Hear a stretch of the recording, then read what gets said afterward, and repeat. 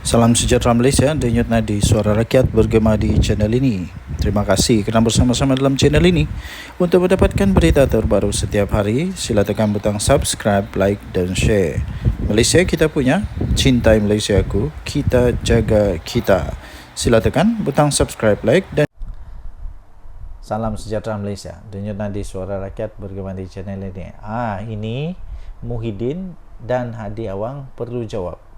Sanusi pun perlu jawab. Semua orang di dalam Perikatan Nasional, pembangkang perlu jawab. Kalau memang betul, soalan dia begini. Kalau memang betul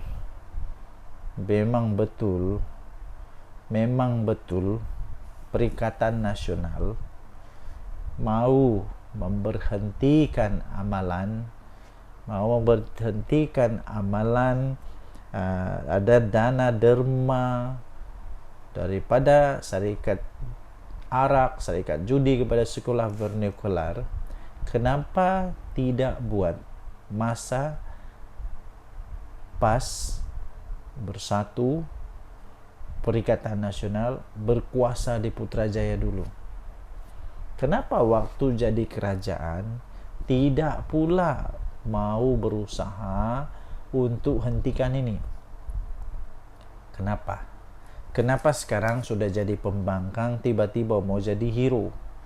Kenapa sekarang tiba-tiba saja macam seolah-olah semua yang orang buat salah, yang kamu buat itu saja yang betul, seolah-olah kamulah perfect? Tapi soalan dia, kenapa dulu Hadi Awang ada dalam kerajaan?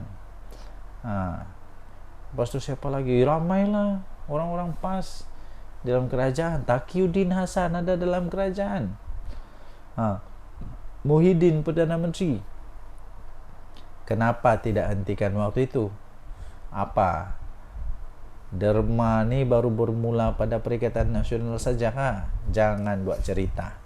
Jangan buat fitnah, jangan buat benda bohong. Benda ni sudah pun berlaku sejak lama dulu. Sudah ada sejak lama dulu. Waktu Barisan Nasional ada. Waktu Perikatan Nasional ada tak ada? Ada juga. Habis kenapa Perikatan Nasional tidak berusaha kalau betul-betul? Ini menyebabkan kelihatan seperti Perikatan Nasional ini betul-betul parti yang menunggang saja, yang menjadikan isu-isu yang taklah isu sangat, bukan isu sekarang dijadikan isu sekarang, isu dari dulu tiba-tiba seolah-olah muncul hanya pada sekarang. Begitu. Jadi lebih baik berhentilah buat ini, sebab ini hanya menampakkan kamu seolah-olah memang betul penunggang kepada isu ini saja. Lebih baiklah cari isu yang betul-betul ngam, isu yang dapat membangun negara, bukan isu yang tidak perlu pun dipolitikkan, dijadikan hal politik. Akhirnya perpecahan nanti bakal berlaku. Ini saya pikir ramai orang yang menghantar anak-anak ke sekolah Cina akan terguris hati, kerana hanya mereka yang faham apa situasi anak mereka di sana, apa situasi sekolah-sekolah vernikular ini. Jadi Anda tinggalkan komen apa pendapat Anda. Kenapa mereka tidak mahu untuk berusaha menghentikan pada waktu mereka berkuasa, jadi Perdana Menteri, jadi Menteri-Menteri, jadi macam-macam jadilah. Kenapa baru sekarang baru mau jadi hero? Tinggalkan komen. Denyut nadi suara rakyat bergema di channel ini. Jangan lupa tekan butang subscribe, like dan share. Bye-bye. Salam sejahtera Malaysia, denyut nadi suara rakyat bergema di channel ini. Okey, tuan-tuan dan puan-puan yang dihormati sekalian, isu sekarang yang paling panas di Malaysia adalah isu tentang dana syarikat arak kepada sekolah vernikular. Bisinglah seluruh dunia, bisinglah walaun tit, bisinglah semua. Tapi tahukah anda Dana Syarikat Arak kepada sekolah vernakular ini sebenarnya diamalkan oleh kerajaan yang terdulu-dulu lagi pun, bukan daripada Pakatan Harapan. Jangan salah. Ini bukan berlaku pada Pakatan Harapan baru. Bukannya Datuk Seri Anwar Ibrahim DAP jadi kerajaan baru semua perkara ini ada, tak ada. Benda ni sudah ada sejak dari dulu lagi. Zaman Muhyiddin jadi Perdana Menteri ada. Zaman Hadi Awang di kerajaan ada. Zaman PAS dalam kerajaan ada. Jadi entah kenapa sekarang seolah-olah benda ni adalah benda yang dibawa dicipta oleh kerajaan Madani ini. Jangan, tak ada. Jangan pandai-pandai cipta fitnah. Naib Presiden UMNO Datuk Seri Muhammad Khalil Nordin menegaskan bahawa tiada yang tidak kena dengan tindakan sekolah vernakular menerima dana sumbangan syarikat minuman keras dan judi. Ini kerana katanya amalan itu sebenarnya sudah pun dilaksanakan sejak kerajaan terdahulu lagi, termasuk kerajaan yang diterajui oleh Barisan Nasional dan Perikatan Nasional. Inilah yang saya pelik nih. Bila waktu Perikatan Nasional semuanya tak ada dosa tau. Memang hebat betul. Seolah-olah memang perfect. Tapi waktu orang keluarlah ini haram lah apalah, semua benda keluar. Tapi zaman dia tak ada yang haram. Tegasnya, wang kerajaan yang diperolehi daripada hasil aktiviti perjudian dan arak tidak disumbangkan kepada masjid. Sebaliknya, ia akan disumbangkan kepada tokong dan sekolah vernakular. Jadi beliau berkata, soal syarikat arak kah, syarikat judi kah, menyumbang kepada sekolah vernakular ini sebenarnya itu sudah diamalkan daripada dulu lagi. Sebab kita berpendapat, duit kerajaan hasil judi dan arak jangan kita guna untuk sumbang ke masjid. Jadi kita beri kepada tokong, kita beri kepada sekolah vernakular, dan itulah amalan yang diteruskan oleh kerajaan sekarang. Entah zaman Muhyiddin mungkin dia tidak buat kot. Cobalah tanya Muhyiddin, zaman dia ada buatkah benda tu? Beliau yang juga Menteri Pertahanan berkata demikian kepada media selepas merasmikan mesyuarat perwakilan UMNO bahagian Gombak di Kompleks Lincah Mahaguru Omardin KLMO di sini hari ini. Muhammad Khalil Nordin turut mempersoalkan tindakan pemimpin Perikatan Nasional yang mengkritik sumbangan dana syarikat minuman keras dan judi kepada sekolah vernakular. Sedangkan ketika mereka berkuasa dahulu pun, gabungan itu tidak berusaha pun untuk menghentikan amalan berkenaan. Waktu dalam kerajaan tiada pun usaha, sudah jadi pembangkang nak jadi hero. Memang agak pening kepala, masuk air otak mungkin. Beliau berkata sumbangan wang syarikat minuman keras dan judi kepada sekolah vernakular itu sudah diamalkan kerajaan dahulu. Denyut nadi suara rakyat bergema di channel ini. Terakhir penutup dia, jika ia tidak betul, kenapa tidak menghentikan amalan itu ketika mereka berkuasa jadi kerajaan dulu? Kenapa? Sila jawab. Muhyiddin, Hadi Awang, sila jawab. Denyut nadi suara rakyat bergema di channel ini. Bye bye. Salam sejahtera Malaysia. Denyut nadi suara rakyat bergema di channel ini. Okey, tuan-tuan dan puan-puan yang dihormati sekalian, jangan main-main dengan api. Nanti terbakar diri. Jangan cuba-cuba nak jadi hero, nanti sendiri termakan dengan hero. Ramai orang mau jadi hero, cuba dedah ini, dedah itu, dedah dokumen. Tapi hati-hati bila mau dedahkan dokumen yang sulit. Hati-hati, nanti sendiri termakan diri. Nanti sendiri termakan dengan keinginan untuk mau jadi hero, tapi salah, melawan undang-undang. Ini tidak boleh dibiarkan. Jadi akhirnya Ketua Polis Kuala Lumpur memberikan penjelasan, peringatan. Dedah dokumen sulit kerajaan adalah kesalahan serius. Itu kata polis. Penahanan reman ahli jawatan kuasa penerangan bersatu, iaitu Badrul Hisham Syaharit adalah proses biasa yang dilakukan berdasarkan keperluan siasatan. Jangan pula lepas ini kata kena tunggang lah, polis kena tunggang lah. Tidak, memang ini semua begini. Dulu pun salah seorang pemimpin Pakatan Harapan kena dalam kes ini. Siapa dia? Rafizi. Jadi kalau sekarang Cik Gubat kena, sebab itu biasa terjadi. Jangan pula Muhyiddin tiba-tiba merayan kata itu ini. Muhyiddin tahu sangat, dia tahu betul dengan undang-undang ni. Dan saya terasa Cik Gubat pun tahu dengan undang-undang ni. Ketua Polis Kuala Lumpur Datuk Rusdi Muhammad Isa berkata, kesalahan disyaki dilakukan oleh Badrul Hisham atau dikenali sebagai Cik Gubat itu adalah satu perkara yang sangat serius di dalam mana?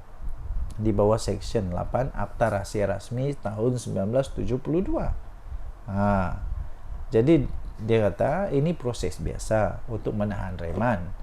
Ada laporan, ada laporan, jadi kesalahan itu kita akan siasat, dia kata. Jadi kesalahan itu benarkan kita buat tangkapan dan ada keperluan kita akan tangkap, bergantung kepada siasatan, katanya. Jadi janganlah risau kalau tidak ada apa-apa salah, nak takut apa? Kalau memang buat salah, terimalah. Saya pikir Cik Gubat yang dipilih menjadi orang-orang besar di dalam Bersatu, dia bukannya bodoh kah, babal kah, tak palui kah, tidak. Dia bukan palui. Dia tahu konsekuensi bila dia keluarkan benda tu, bila dia kongsikan maklumat tu. Dia tahu kalau itu rahsia kerajaan kah, bukan rahsia kerajaan kah. Jadi sekarang kalau mau jadi hero, teruskanlah jadi hero, tapi jadilah hero yang bijak. Jangan jadi hero yang bodoh pula. Berdasarkan Seksyen 8 Akta Rahsia Kerajaan, kesalahan itu sangat berat. Membabitkan dokumen kerajaan, walaupun cuma salinan, kita nak tengok siapa yang ada dokumen hak milik kerajaan itu. Sebab dia, Cik Gubat, tidak bekerja di situ. Ini yang bikin pening nih. Cik Gubat tidak kerja di situ, tapi dia ada itu dokumen. Jadi dari mana dia dapat, macam mana dia boleh dapat? Ini memang mengejutkan. Beliau berkata demikian pada majlis serah terima tugas Ketua Polis Daerah Dang Wangi di Ibu Pejabat Polis IPD Dang Wangi. Okey, jadi anda boleh layari seterusnya di dalam Harian Metro, hmetro.com.my untuk berita ini. Deda dokumen sulit kerajaan adalah kesalahan serius, kata polis. Kita jumpa lagi. Bye. Salam sejahtera Malaysia, denyut nadi suara rakyat terus bergema di channel ini terbaru, tuan-tuan dan puan-puan. Adakah Datuk Seri Anwar Ibrahim akan bertahan menjadi Perdana Menteri paling lama atau tidak? Mungkin tidak kesampaian. Tapi Datuk Seri Anwar Ibrahim, saya fikir dia bukan gila untuk nak jadi Perdana Menteri lah. Tidak. Yang penting memang dia mau selamatkan negara Malaysia. Okey.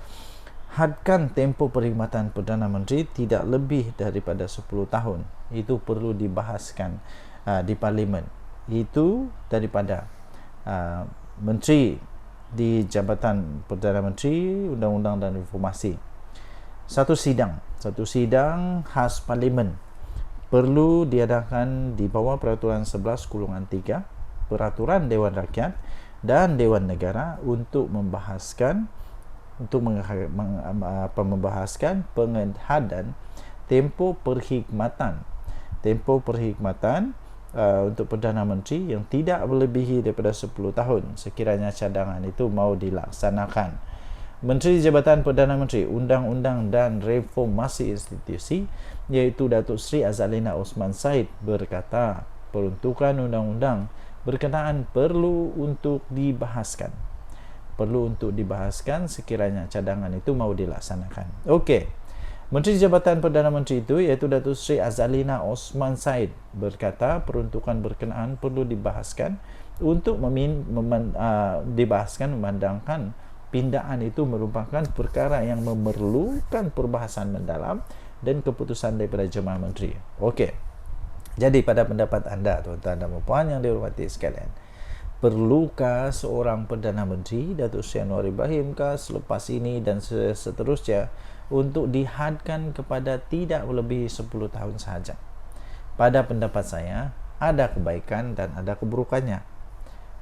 Kebaikannya ialah dapat lama dia untuk merancang strategi membangun negara. Tapi keburukannya ialah dia boleh jadi pula kuku besi. Dia boleh jadi pula terlampau banyak betul dia buat sampai orang lain tidak boleh buat apa-apa. Jadi kita boleh nampak lah. Kita boleh nampak apa yang terjadi kepada Tun Mahathir. Dia jadi Perdana Menteri paling lama paling lama. Kemudian Datuk Seri Anwar Ibrahim ganti, setelah sepatutnya Datuk Seri Anwar Ibrahim patut ganti dia, tapi pun tidak ganti-ganti.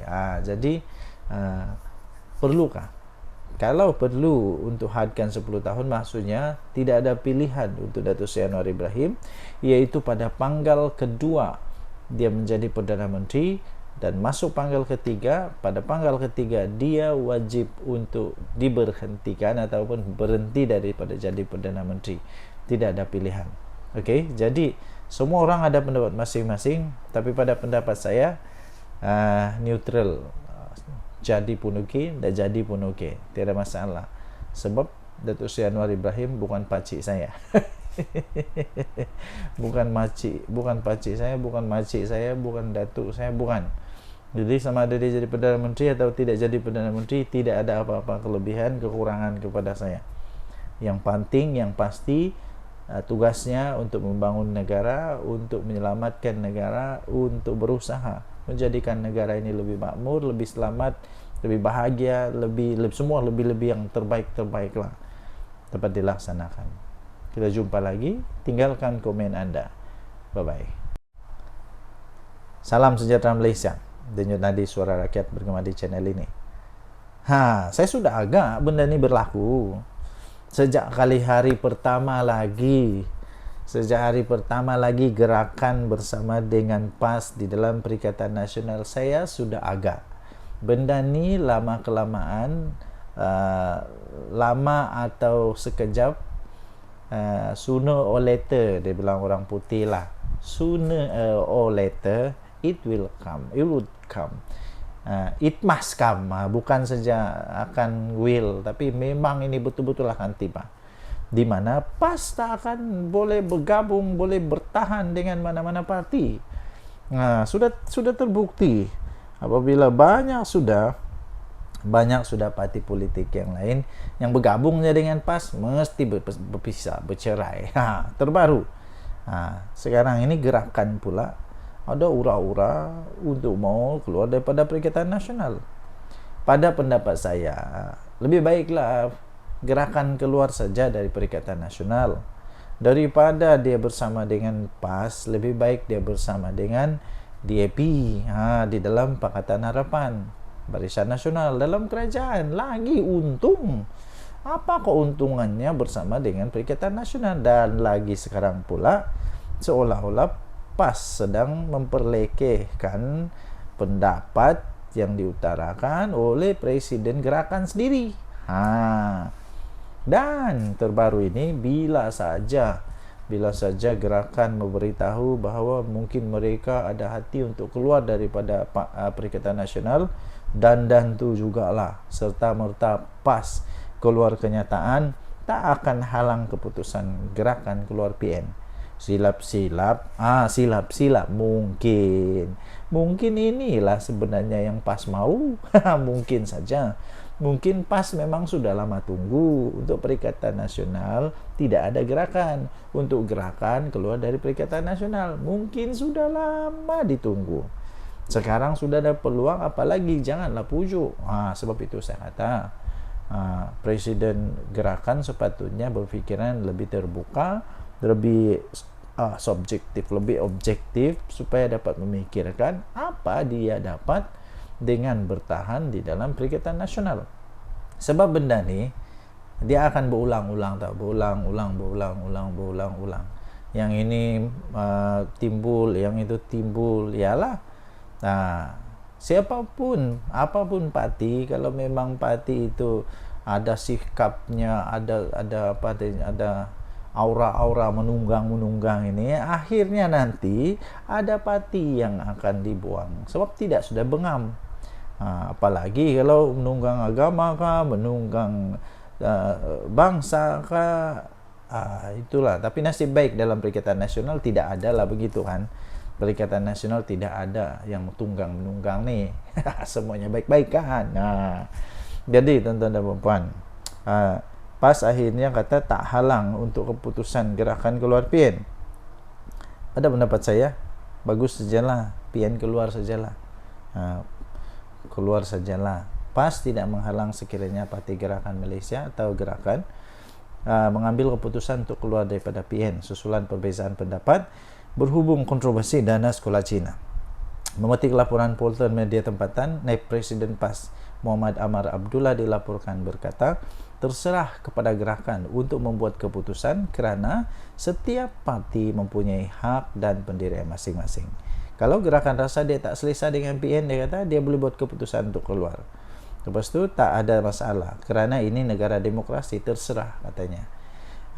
Sebelum ini timbalan Presiden Gerakan Oh Tong Kiong dilaporkan berkata bahawa parti itu tidak teragak-agak untuk keluar daripada PN dan kekal teguh untuk menyokong serta mempertahankan usaha sekolah Cina untuk mengumpul dana walaupun terdapat ancaman tidak menusabah daripada sekutunya. Okey, jadi apa pendapat anda? Sila tinggalkan komen. Untuk mendapatkan berita lengkap ini, anda masuk di dalam Sinar Harian tarikh 29 Julai. Tajuknya PAS tak halang keputusan gerakan keluar PN. Kita jumpa lagi. Bye-bye. Salam sejahtera Malaysia. Denyut nadi suara rakyat bergema di channel ini. Okey, tuan-tuan dan puan yang dihormati sekalian. Anda setujukah kalau saya kata begini? Bikin apa PAS dalam kerajaan? Tidak ada apa-apa pun kelebihan kalau PAS masuk kerajaan Madani sekarang ini. Yang jadi, bila PAS masuk kerajaan Madani, akan jadi huru hara lah kerajaan ini. Ya kan, PAS kan tidak ngam dengan semua orang. Dia hanya ngam dengan diri dia sendiri saja. Yang betul hanya dia. Orang lain semua tidak betul. Jadi ini berkenaan dengan Tuan Ibrahim kata tidak ada keinginan untuk masuk kerajaan. Ingat ingat Datuk Seri Anwar Ibrahim terhege-hege sangat kan. Datuk Seri Anwar Ibrahim tidak pun terhege-hege sangatlah untuk PAS masuk dalam kerajaan. Saya fikir Datuk Seri Anwar Ibrahim sedar konsekuensi akibatnya kalau PAS masuk kerajaan. Masalah nanti semua salah. Dia saja yang betul.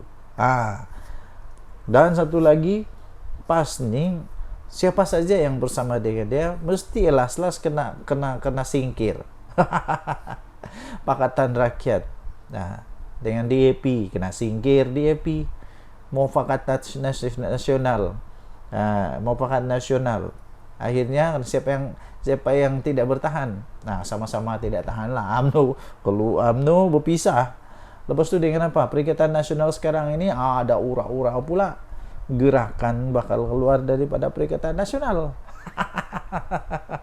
Jadi sebenarnya tuan-tuan dan puan yang dihormati sekalian, jangankan Datuk Seri Anwar Ibrahim ada kehendak, keinginan, tiada 10 minit pun saya rasa tiada untuk tege-hege nak pujuk Tuan Ibrahim, Tuan Man, marilah joinlah masuk sama-sama dalam kerajaan. Tak ada. Kemudian kalau dikata daripada kerajaan jumpa untuk pujuk, saya fikir itu tiada. Itu hanya cerita dongeng, cerita dongeng zaman entah apa punya zaman lah. Mungkin cerita dongeng di planet Pluto lah. Tapi di Malaysia benda tu tidak ada. Sudah dinafikan oleh Tuan Ibrahim. Dan saya fikir tidak ada yang TGG daripada kerajaan mau jumpa wakil daripada PAS untuk pujuk, tidak ada. Lagipun sekali lagi tidak ada kelebihan untuk PAS masuk dalam kerajaan. Yang jadi nanti hancur, memang hancur. Nanti tidak lama lepas tu, las-las bila dia sudah dapat kerajaan bersama dengan kerajaan, perlahan-lahan dia buang amanah. Lepas tu dia buang DAP. Lepas tu dia buang PKR. Yang jadi nanti tinggal apa? Dia dengan UMNO. Lepas tu nanti dia buang UMNO, las-las inilah permainan politik. Las-las dia jadi kerajaan sendiri. Mungkin itulah yang ditunggu-tunggu selama ini. Jadi bagi Anda yang fikir bahwa ada perbincangan, ada dari kerajaan yang cuba untuk memujuk, jangan terpengaruh, jangan percaya, kerana benda-benda memujuk daripada Datuk Seri Anwar Ibrahim itu tidak ada ya, tidak ada. Mungkin mereka yang mahu merayu, ya mungkin ada, tapi kalau Datuk Seri Anwar Ibrahim punya orang mau pujuk, tidak ada. Perasaan lebih lah tu. Denyut nadi suara rakyat bergema di channel ini. Bye bye.